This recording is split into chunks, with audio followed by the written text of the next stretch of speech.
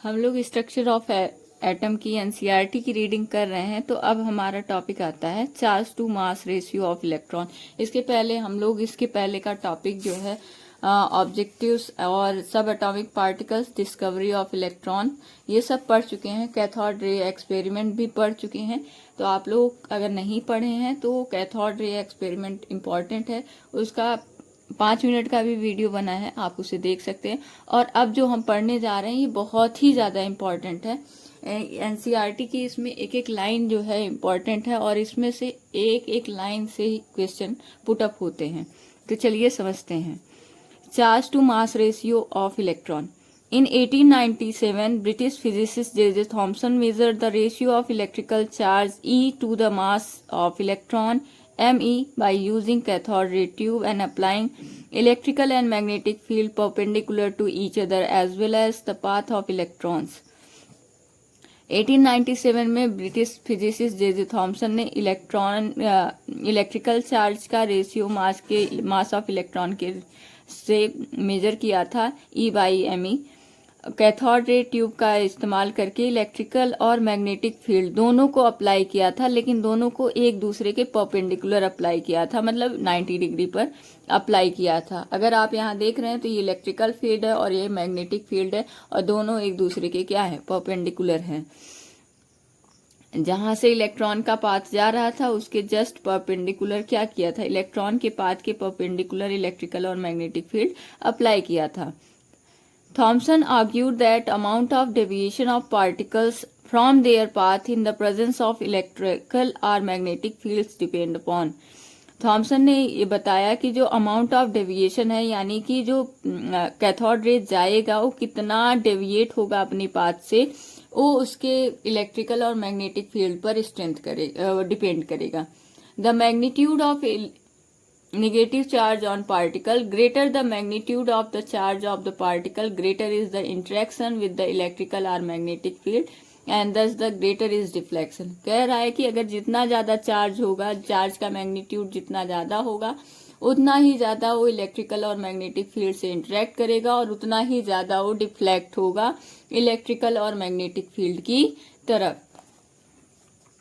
Second point है the mass of particles, lighter the particles greater the reflection. जितना हल्का particles होगा उतना ज्यादा क्या होगा, डिफ्लेक्शन होगा। जो जितना हल्का है उतना ज्यादा आराम से उड़ लेगा। तो जितना ज्यादा कैथोड रे के पार्टिकल्स हल्के होंगे उतना ज्यादा वो इलेक्ट्रिकल या मैग्नेटिक फील्ड में डिफ्लेक्ट होंगे। तो पहला था जितना ज्यादा चार्ज होगा उतना ज्यादा इलेक्ट्रिकल और मैग्नेटिक फील्ड में डिफ्लेक्शन होगा।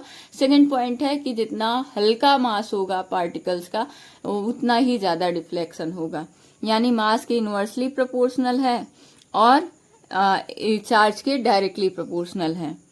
The strength of electrical or magnetic field, the deflection of electron from its original path increases with the increase in voltage across the electrodes or the strength of the magnetic field।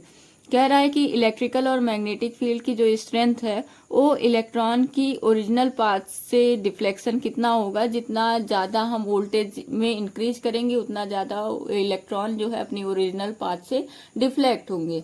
यानी जितना ज्यादा हम electric field apply करेंगे उतना ज्यादा deflection होगा। या फिर हम कह सकते हैं जितना ज्यादा मैग्नेटिक स्ट्रेंथ होगी, मैग्नेटिक फील्ड की स्ट्रेंथ ज्यादा रहेगी, उतना डिफ्लेक्शन होगा।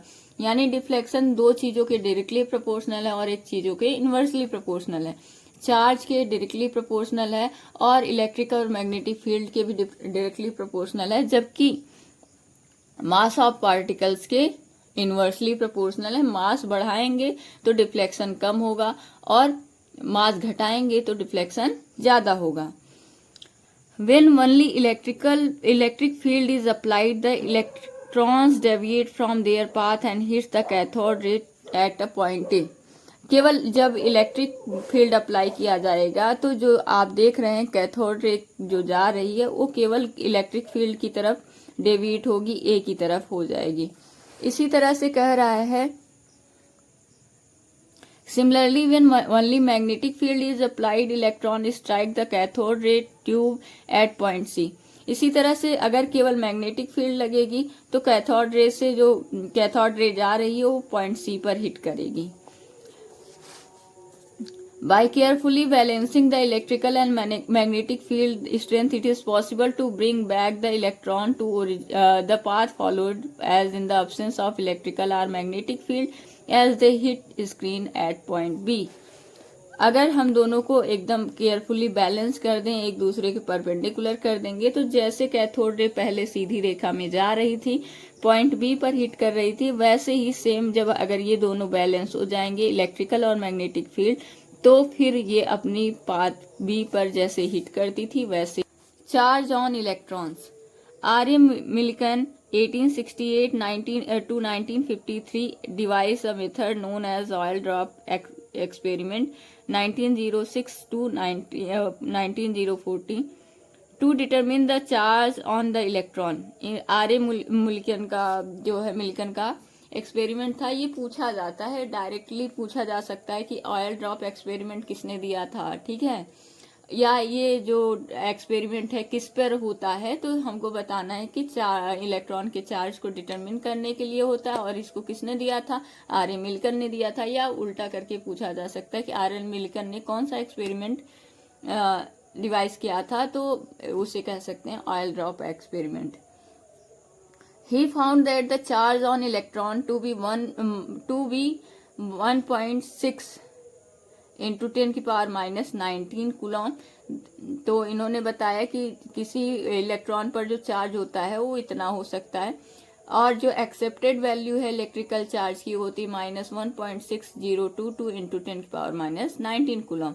मास ऑफ इलेक्ट्रॉन जो है, इन दोनों को कंबाइन कर, इन दोनों के रिजल्ट को कंबाइन करके हम देखते हैं कि me जो होगा, मास ऑफ इलेक्ट्रॉन जो होगा, वो E/E होगा, यानी इलेक्ट्रॉन का चार्ज अपॉन इलेक्ट्रॉन और मास का रेशियो। तो हमें इलेक्ट्रॉन और मास का रेशियो भी पता है, इलेक्ट्रॉन का चार्ज भी पता है, तो मास ऑफ इलेक्ट्रॉन कितना आएगा 9.1094 इंटू 10 की पावर माइनस 31 किलोग्राम। तो इसके बाद वाले वीडियो में हम लोग डिस्कवरी ऑफ प्रोटॉन और न्यूट्रॉन की रीडिंग करेंगे। आई होप आपको समझ में आया होगा।